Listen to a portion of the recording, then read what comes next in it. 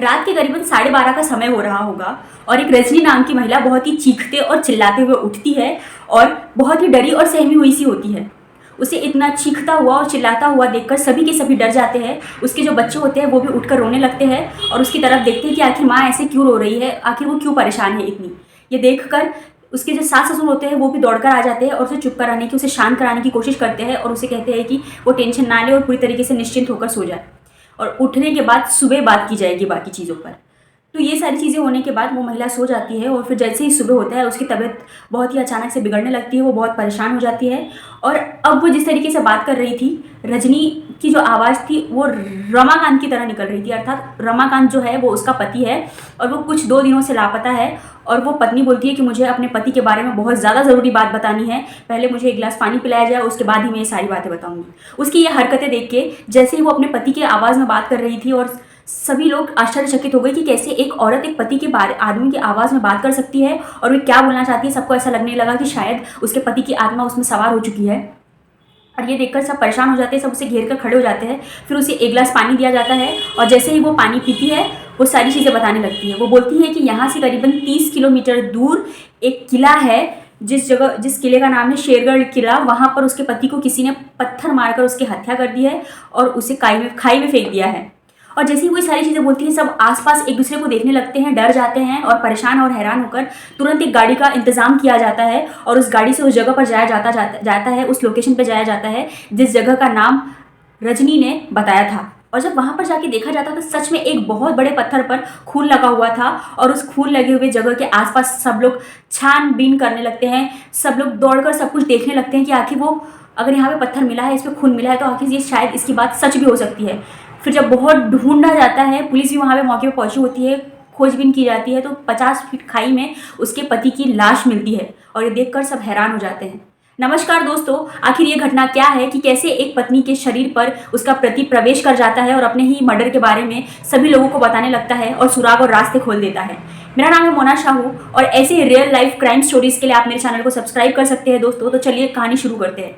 ये कहानी शुरू होती है जून 2025 में, जहाँ पर ये एक गांव था, जहाँ पे राजस्थान ढोलपुर नाम का एक गांव था और वहाँ पर जो रजनी नाम की औरत होती है वो अदालत में बहुत ही ज़ोर से चीख रही थी, चिल्ला रही थी और अपने बच्चों से एक बार आखिरी बार मिलने की दुआ कर रही थी। सबको उम्मीदें से देख रही थी कि सिर्फ एक बार उसके बच्चों से मिलने दिया जाए। उसे गले लगा के वो रोना चाहती है, उन्हें गले लगाना चाहती है क्योंकि वो बहुत परेशान है, बहुत निराश है। उसकी आंखों के आंसू थम नहीं रहे थे। वो ज़ोर ज़ोर से चिल्ला के सबसे मिन्नती कर रही थी, सबसे दुआएं मांग रही थी कि सिर्फ एक बार उसके बच्चों से उससे मिलने दिया जाए क्योंकि इसके बाद शायद उसे अब अपने बच्चों से मिलने का मौका शायद कभी नहीं मिलेगा।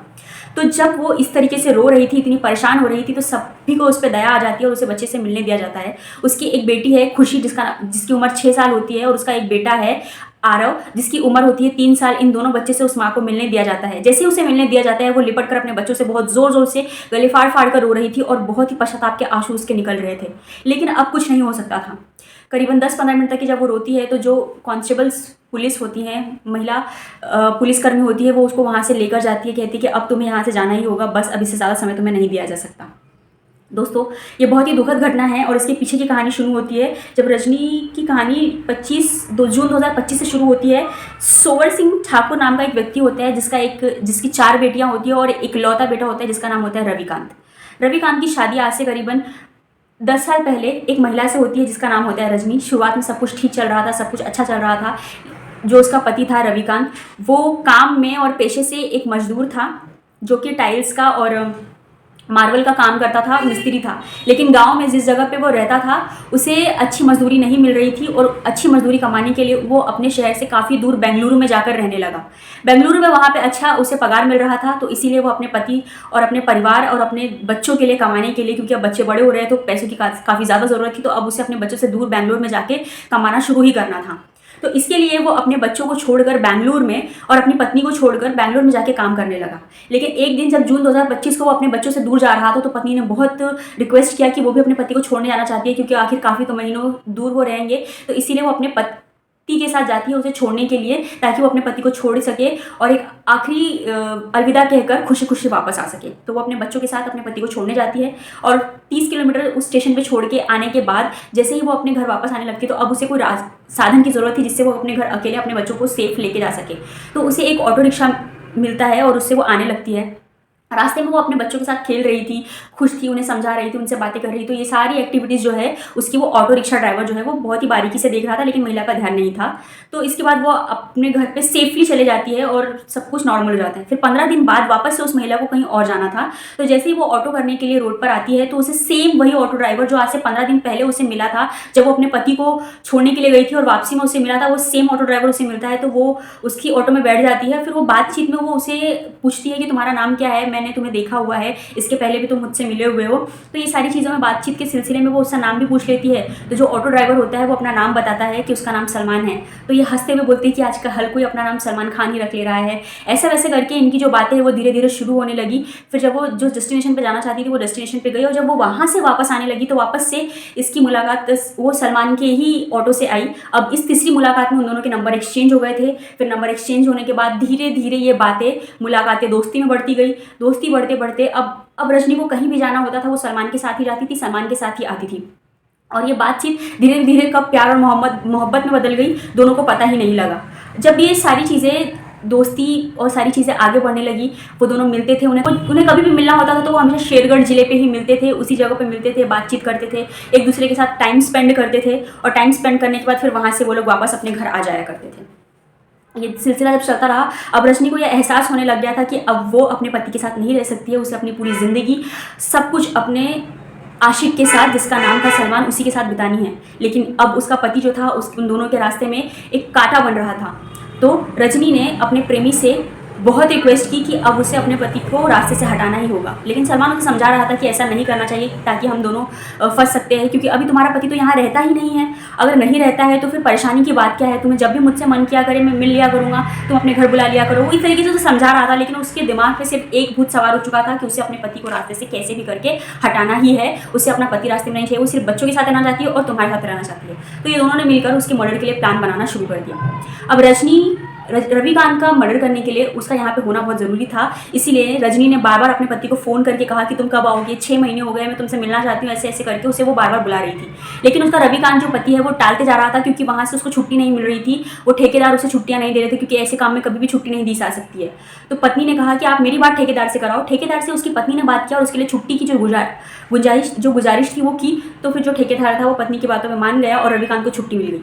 ये बात है 26 दिसंबर 2025 की। जब रविकांत अपने काम से वापस आने वाला था तो उसकी पत्नी रजनी ने उसे ये बोल दिया था कि आपको लेने के लिए एक ड्राइवर भेज रही हूँ मैं, एक ऑटो रिक्शा ड्राइवर भेज रही हूँ मैं, जो कि मेरा दोस्त ही है, पहचान का है, मुझे कभी भी जाना होता था तो वो साथ में जाता है, अच्छा है और अच्छा किराया भी लेगा और आपको सेफ और अच्छी सही सलामत से घर पे वापस ला लेगा। ये सारी चीज़ें जब उसने अपने पति को समझा दिया, और यहाँ उसने सलमान को भी ये सारी चीज़ें समझा दी थी कि उसके पति को क्या पसंद है, क्या नहीं पसंद है, उसकी क्या कमज़ोरियाँ हैं, उसकी क्या खामियाँ हैं, उसे क्या पसंद है, ये सारी चीज़ें उसे पता दी थी कि वो दारू पीता है, उसे नशा पसंद है और उसे शराब पीने की आदत है और बियर भी पीना पसंद है। तो उसकी सारी पसंद की चीज़ें सलमान ने अपने ऑटो में पहले ही रखी थी। जैसे ही वो वहाँ से उसे पिक करता है, उसे सबसे पहले बहला फुसला कर अपनी बातों में लाकर और दारू और पीने के और नशे के लिए का लालच देकर उसे उस किले पर लेकर जाते हैं, जो शेरगढ़ किला होता है, वहाँ पे उसे लेकर जाते हैं और वहाँ पे वो दारू पीते हैं और पार्टियाँ करते हैं, मज़ा करते हैं, मस्ती करते हैं। उसके थोड़ी देर बाद जब वहाँ पे, अब जैसे कि वो किला था, वहाँ पे लोगों का आना जाना शुरू ही था, उसे मौका ही नहीं मिल पा रहा था कि कब वो अपने जो काम है उसको अंजाम दे पाए। वो पूरी कोशिश कर रहा था, लेकिन कोई ना कोई आ ही जा रहा था। इस बीच में उसकी जो हसरतें थी, जो उसकी ख्वाहिश थी, वो पूरी नहीं हो पा रही थी। तो ये सारी चीज़ें देखते हुए जो प्लान था वो 6:30 बजे तक कि वो वहीं पर रुका, लेकिन उसकी हर चीज़ नाकामयाब रही। तो रविकांत के साथ वो उसके घर आ गया। अब शाम के 6:30 बजे वो वहाँ से निकले थे। 30 किलोमीटर पहुँचते पहुँचते करीबन रात हो गई थी। तो रविकांत से अब उसकी दोस्ती अच्छी हो गई थी और उसकी पत्नी से तो उसके संबंध थे ही। तो इन सब ने उसे अपने घर पर रोक लिया। सलमान सुबह होते ही उसके घर से जल्दी निकल गया और फिर जब रविकांत सुबह 9 बजे के आसपास सोकर उठा तो उसने अपने पिता से 2000 रुपये मांगे और ये कहा कि पिताजी मुझे पैसे दीजिए, मुझे कुछ सामान खरीदना है, मुझे कपड़े खरीदने हैं और अपने बाल कटवाने हैं। ये बोलकर उसने अपने पिता से 2000 रुपये लिए। अब जाके अपने घर के लिए पैसे कमाने के लिए, हर चीज़ के लिए रविकांत ही पूरे खर्चे उठाता था। तो उसके पिता ने उसे 2000 रुपये दे दिए और वो वहाँ से निकल गया। जब वो वहाँ से निकला तो सलमान उसका पहले से ही वहाँ पर इंतज़ार कर रहा था ताकि वो दोनों उसके साथ जा सके। अब इसके दिमाग में तो सारी चीज़ें, पूरा प्लान बिल्कुल सटीक था कि कल नहीं हो पाया जो काम उसे आज करना है। तो रविकांत उसके साथ ऑटो में जाता है। ये लोग पहले प्लान बनाते हैं कि पहले जाकर शेरगढ़ जिले पर बैठेंगे, थोड़ी पार्टी करेंगे, मस्ती मजा करेंगे, मौज करेंगे, उसके बाद आपको जो काम करना होगा वो कर लेंगे साथ में। मैं तुम्हारे साथ ही हूँ, मैं तुम्हें छोड़ दूंगा, तुम टेंशन मत लो, तुम फिक्र मत करो। ये बोलकर उसे फिसलाकर वो लेकर जाता है। और उसके बाद जैसे ही वो जाता है तो उसके बाद अब जो होता है, वहाँ पे उसे दारू इतना ओवरडोज करके पिला दिया जाता है सलमान द्वारा कि रविकांत अब बिल्कुल भी होश में नहीं था, बिल्कुल भी पूरी तरीके से नशे में था। उसके साथ कुछ भी करने से पहले अभी भी सलमान को उस पर दया आई और उसने ठंडे दिमाग से सोचा कि ऐसा करना शायद सेफ नहीं है। तो उसने अपनी जो प्रेमिका थी उसको वापस से एक बार फ़ोन लगाया और उससे कहा कि तुम एक बार और सोच लो, हम दोनों फंस सकते हैं, ये बहुत बड़ा कदम होने वाला है, अब कुछ भी रिवर्स नहीं होगा। लेकिन उसकी पत्नी अपनी बात पर अटल ही थी कि मैं जो चाहती हूँ वही होना चाहिए, मैं तुमसे जो बार बार कह रही हूँ यही होना चाहिए। तो फिर जब ये सारी घटनाक्रम हो रही थी, वो बेहोश तो था लेकिन उसमें जान अभी भी चल रही थी। जब सलमान उसे पत्थरों से मार रहा था, उसकी जो चीख थी, उसकी जो पुकारें थी, वो सारी चीज़ें रजनी फ़ोन पर सुन रही थी, क्योंकि उसने ये रिक्वेस्ट किया था कि मुझे भी फ़ोन पे रखो, मैं भी सुनना चाहती हूँ सब कुछ और जानना चाहती हूँ कि कैसे हो रहा है और क्या हो रहा है। जब उसके पति को वो मार रहा था तो पूरी आवाज़ें उसके कानों तक जा रही थी, वो चीख रहा था, वो चिल्ला रहा था, रहम की भीख मांग रहा था, लेकिन वो फिर भी होश में नहीं था। तो उसे कुछ समझ में नहीं आ रहा था कि उसके साथ क्या हो रहा है। फिर ऐसा करने के बाद, उसे मारने के बाद सलमान ने उसे उसी जगह पर 50 फीट खाई में फेंक दिया और वो वहाँ से आगरा अपनी बहन के घर चला गया। अब तो उसे ऐसा लग रहा था कि शायद हम पकड़े नहीं जाएंगे, किसी को कुछ भी पता नहीं चलेगा, किसी को कुछ भी अंदाज़ा नहीं हो पाएगा, लेकिन वो गलत था। अब यहाँ पे रजनी, जिसने ये सारी आवाज़ें सुन ली थी, सब कुछ सुन लिया था, उसके कानों में वो चीज़ें बार बार चल रही थी, उसके जहन में वो चीज़ें बार बार चल रही थी, क्योंकि वो पेशे से कोई क्रिमिनल तो थी नहीं, एक नॉर्मल इंसान ही थी। उसके साथ ने ही अगर किसी भी इंसान के साथ कुछ भी हो, उसके पति के साथ एक उसका नाता था, उसके साथ इतना बुरा कर दिया, उसने उसके बारे में एक बार भी नहीं सोचा। लेकिन जो उसकी चीखें थी, उसके पुकारें थी, वो बार बार उसके आंखों में, उसके सपनों में, उसके सामने बार बार घूम रही थी, जिससे वो रात में नींद में उठकर चिल्लाने लगती थी, पूरा पसीना पसीना हो जाती थी, बेचैन हो जाती थी। वो इतनी परेशान हो गई थी कि अब उसके पास सब कुछ सब बताने के अलावा और कोई रास्ता भी नहीं रह गया था। आखिरकार सुबह उसने अपने शरीर पर उसके पति की आत्मा का नाटक किया और सारी चीज़ें सब कुछ पुलिस के सामने रख दी। जब वो ये सारी चीज़ें बता रही थी और वहाँ पे पहुँचने के बाद सच में जो पत्थर मिला और उस पर खून लगा था, तो पुलिस तभी समझ गई थी, क्योंकि पुलिस गांव के लोगों की तरह इस अंधवासी विश्वासों में, अंधश्रद्धा वाली विश्वासों में भरोसा नहीं कर सकता है कि किसी की आत्मा किसी पर आती होगी। पुलिस तभी समझ चुकी थी और रजनी को उन्होंने हिरासत में लिया और उसके साथ कठिन पूछताछ की, बहुत ही सख्ती से पूछताछ की, तो वो टूट चुकी थी। कॉल डिटेल्स निकाली गई तो कॉल डिटेल्स में ये पता चला कि वो जिस आदमी के साथ, सलमान के साथ में कॉल डिटेल्स के साथ में दिन रात उससे बातें करती थी, उस इन सारी चीज़ों से सलमान का भी पता लगा लिया और उसे भी हिरासत में ले लिया गया।